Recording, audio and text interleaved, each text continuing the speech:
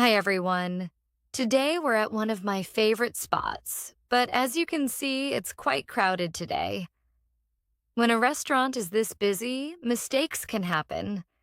So today we are going to practice how to place an order in a hectic environment and, more importantly, how to handle it if the waiter brings you the wrong item. First tip, when it's loud, don't shout. Just catch the waiter's eye and give a small wave like this. Ready to order? Sorry for the wait. It's a bit of a madhouse today.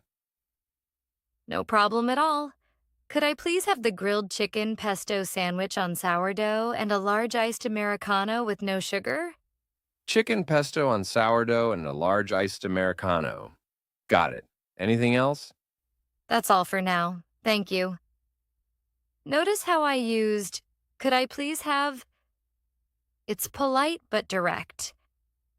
Now, let's see what happens. In a crowded place, the kitchen is under pressure, so you always want to double check your plate when it arrives. Here we go. A spicy tuna wrap and a hot latte. Enjoy. Oh, excuse me. Sorry, I think there's been a slight mix-up. Oh, is something wrong? Yes, I actually ordered the grilled chicken pesto sandwich, not the tuna wrap. And I believe I asked for an iced Americano instead of a hot latte. I am so sorry. I must have written it down wrong with all the noise. Let me take this back and get the right order out to you immediately. I appreciate it. Thank you so much. Did you hear those phrases? Instead of saying, you are wrong, I said, I think there's been a mix-up, or I actually ordered. This keeps the conversation friendly. It's not about blaming the waiter, it's about getting your delicious lunch.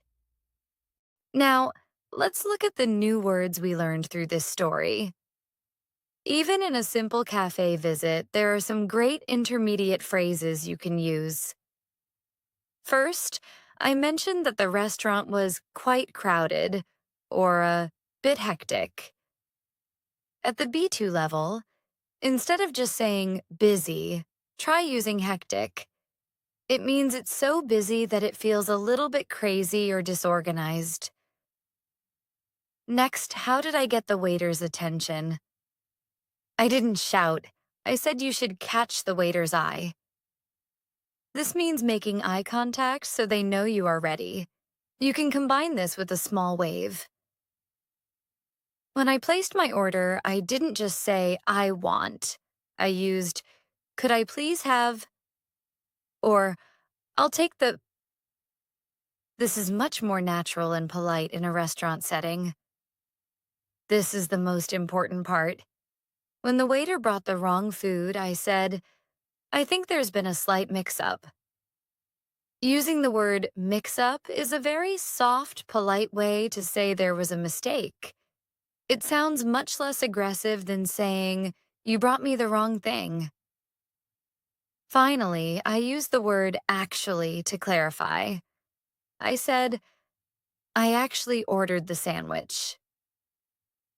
We use actually when we want to correct information in a gentle way. Did you hear what the waiter said? He called the restaurant a madhouse.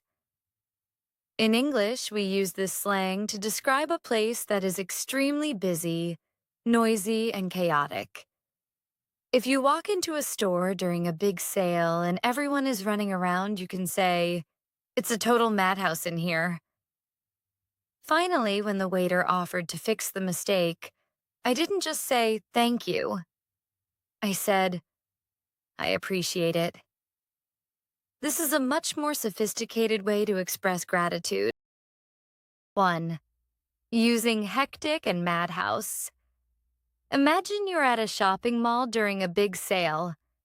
You could say, the mall was a total madhouse this afternoon. Work has been so hectic lately, I haven't had time for a coffee break. 2. Using catch someone's eye. What if you are at a party and want to talk to a friend who is busy? You could say, I tried to catch her eye, but she was too busy talking to the host. 3. Using mix-up. This isn't just for restaurants. If your boss gives you the wrong file, you could say, I think there's been a mix-up with the documents. This is the 2024 report instead of 2025. 4. Using actually. Use this to correct someone gently.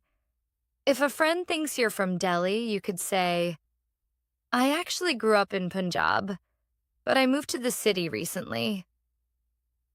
5. Using I appreciate it. If a colleague helps you with a difficult task, instead of just thanks, say, thank you for staying late to help me finish this. I really appreciate it. Now that you know all the magic phrases, let's listen to the story one more time, but this time at a normal conversational speed.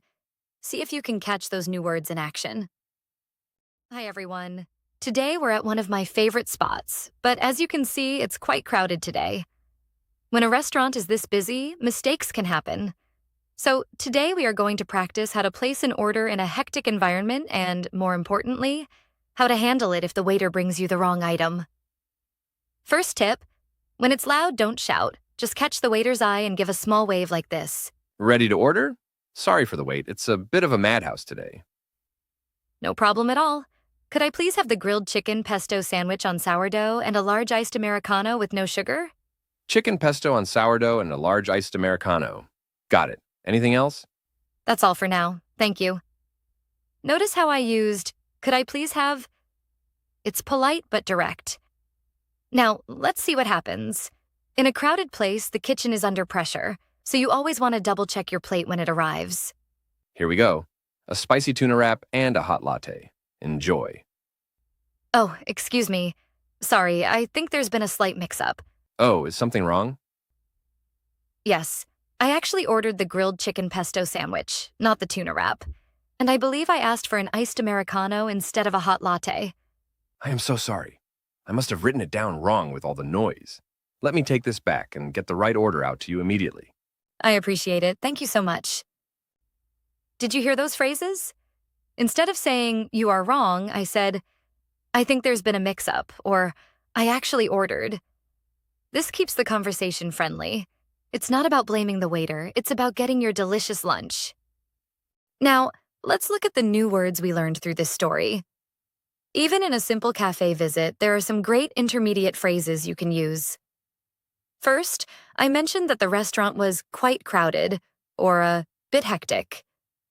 At the B2 level, instead of just saying busy, try using hectic. It means it's so busy that it feels a little bit crazy or disorganized. Next, how did I get the waiter's attention? I didn't shout. I said you should catch the waiter's eye. This means making eye contact so they know you are ready. You can combine this with a small wave. When I placed my order, I didn't just say, I want. I used, could I please have? Or, I'll take the. This is much more natural and polite in a restaurant setting. This is the most important part. When the waiter brought the wrong food, I said, I think there's been a slight mix-up. Using the word mix-up is a very soft, polite way to say there was a mistake. It sounds much less aggressive than saying, you brought me the wrong thing. Finally, I used the word actually to clarify. I said, I actually ordered the sandwich. We use actually when we want to correct information in a gentle way. Did you hear what the waiter said? He called the restaurant a madhouse. In English, we use this slang to describe a place that is extremely busy, noisy, and chaotic. If you walk into a store during a big sale and everyone is running around, you can say, it's a total madhouse in here. Finally, when the waiter offered to fix the mistake, I didn't just say, thank you. I said, I appreciate it. This is a much more sophisticated way to express gratitude. 1. Using hectic and madhouse. Imagine you're at a shopping mall during a big sale. You could say, the mall was a total madhouse this afternoon. Work has been so hectic lately, I haven't had time for a coffee break. 2. Using catch someone's eye.